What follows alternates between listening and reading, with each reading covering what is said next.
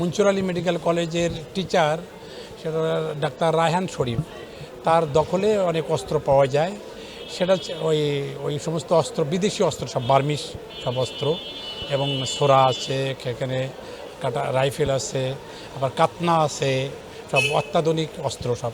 সেই অস্ত্র তার দখলে পাওয়ার পরে আমাদের মামলা রেগুলার মামলা হয়। সেই রেগুলার মামলা হওয়ার পরে ছাত্ররাই মেন সাক্ষী। ছাত্ররা প্রতিবাদ করে সেটা তার দখল থেকে প্রায় পুলিশ সহ ছাত্ররা 10টা আইটেম অস্ত্র উদ্ধার করে।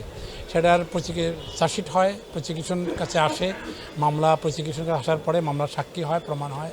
আমরা ম্যাক্সিমাম সাক্ষী দিয়ে আমরা বিজ্ঞ আদালতের কাছে উপস্থাপন করি আর্গুমেন্টের পর্যায়ে।